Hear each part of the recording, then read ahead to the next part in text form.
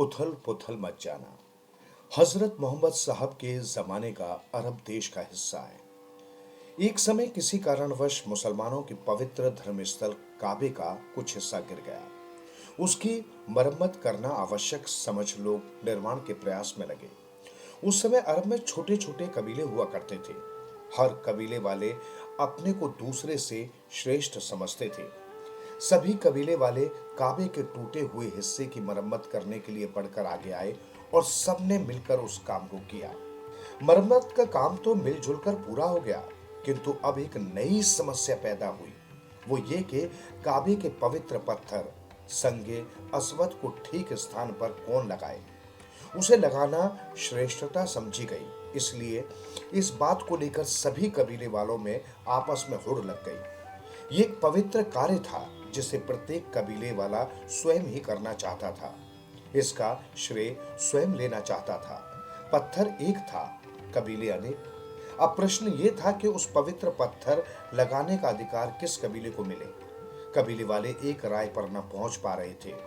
इस मामले में एक राय न होने के कारण कबीले वालों में आपसी तनातनी और उथल पुथल मच गई। फिर भी कोई भी रास्ता या फैसला न हो पाया।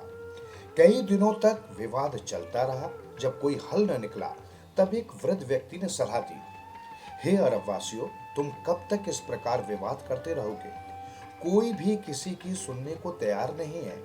क्यों न ऐसे में पैगंबर मोहम्मद साहब के पास जाकर अपनी समस्या रखें। वे जरूर कोई न कोई हल निकालेंगे। सभी को उस वृद्ध की बात पसंद आई।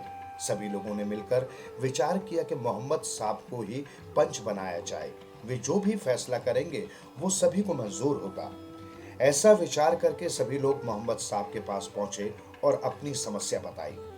काम जरा मुश्किल था। सब मोहम्मद साहब की ओर देखने लगे कि वे किस प्रकार तथा किसके पक्ष में फैसला देते हैं। पुराने कबीले वाले अपनी श्रेष्ठता के कारण उस काम को करना अपना अधिकार मानते थे, जबकि नए ताकतवर कबीले अपनी ताकत के कारण इस काम को करने में अपना अधिकार मानते थे।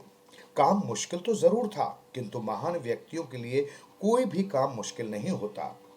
थोड़ा सोचने के बाद मोहम्मद साहब को एक रास्ता सुझाई दिया। उन्होंने कहा, आओ और एक एक पाक साफ पवित्र चादर लेकर आओ। एक आदमी दौड़कर गया, झट से एक पवित्र चादर ले आया। तब मोहम्मद साहब बड़े प्यार से बोले, अब इस चादर को बिछाकर उस पर पवित्र पत्थर को रख दो।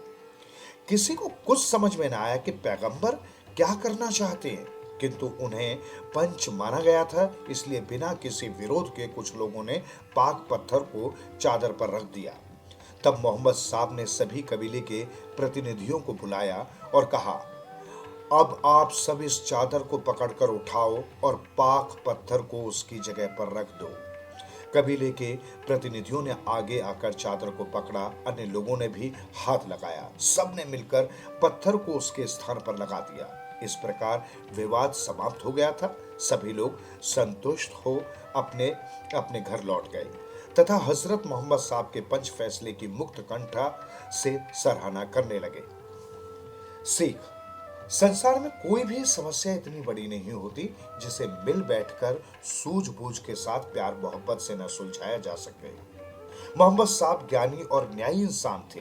उन्होंने कबीले वालों के बीच उठे विवाद के कारण मची अफरा तफरी का हल बुद्धिमत्ता से सोचा और उसका ऐसा हल सोचा जिससे हर कोई संतुष्ट रहा। यदि कुछ लोग मिलकर किसी को पंच बनाते हैं तो पंच को ऐसे ही सूझबूझ का इस्तेमाल करना चाहिए जिससे कोई भी असंतुष्ट न रह जाए, जैसा कि हजरत मोहम्मद साहब ने किया।